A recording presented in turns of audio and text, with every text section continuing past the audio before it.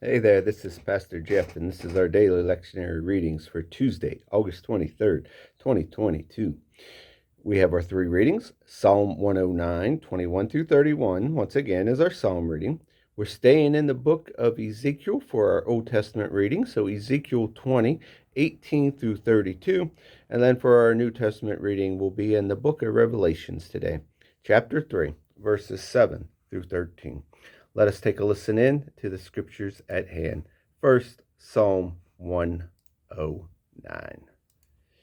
Oh God, my Lord, step in. Work a miracle for me. You can do it.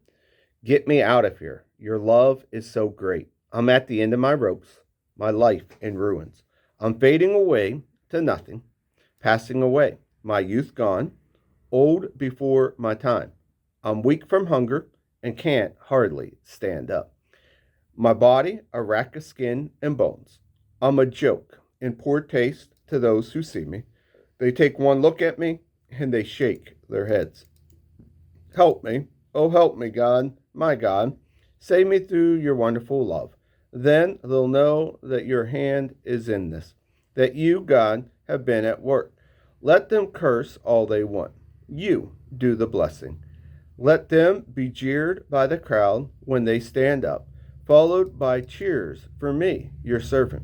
Dress my accusers in clothes, dirty with shame, discarded and humiliating, old ragbag clothes. My mouth full of great praise of God. I'm singing the hallelujahs surrounded by the crowds, for he's always at hand to take the side of the needy, to rescue a life from the unjust judge. Our Old Testament reading, Ezekiel 20, 18 through 32. Then I addressed myself to the children in the desert. Don't do what your parents did. Don't take up their practices. Don't make yourself filthy with their no God idols. I myself am God, your God. Keep my statutes and live by my laws.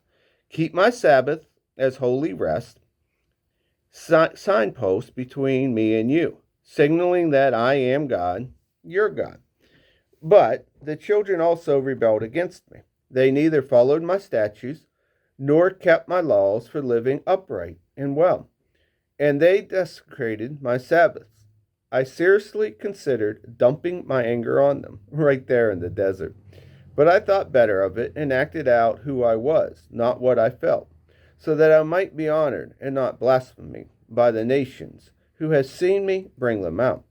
But I did lift my hand in solemn oath in the desert and swore that I would scatter them all over the world, disperse them every which way, because they didn't keep my laws nor live by my statutes. They desecrated my Sabbath and remained addicted to the no God idols of their parents. Since they were determined to live bad lives, I myself gave them statutes that could not produce goodness and laws that did not produce life. I abandoned them. Filthy in the gutter, they perversely sacrificed their firstborn children in the fire. The very horror should have shocked them in recognizing that I am God. Therefore, speak to Israel, son of man. Tell them that God says, as if it wasn't enough. Your parents further insulted me by betraying me when I brought them into the land that I had solemnly promised with my upraised hand to give them. Every time they saw a hill with a sex and religion shrine on it, or a grove of trees where the sacred whores practiced, they were there, buying into the whole pagan system. I said to them, what hills do you go to? It's still called the whore hills. Therefore, says to Israel, the message of God, the Master, you're making your lives filthy by copying the ways of your parents and repeating their vile practices. You've become whores yourself. In burning your children as sacrifices, you've become as filthy as your no God idols, as recently as today. Am I going to put up with questions from people like you, Israel? As sure as I am the living God. I, God, the Master, refuse to be called into question by you. What you're secretly thinking is never going to happen. You're thinking we're going to be like everybody else, just like the other nations. We're going to worship gods that we can make and control.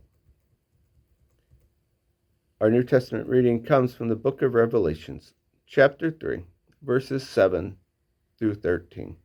Write this to Philadelphia, to the angel of the church, the holy, the true, David's key in his hand, opening doors no one can lock, locking doors no one can open, speaks.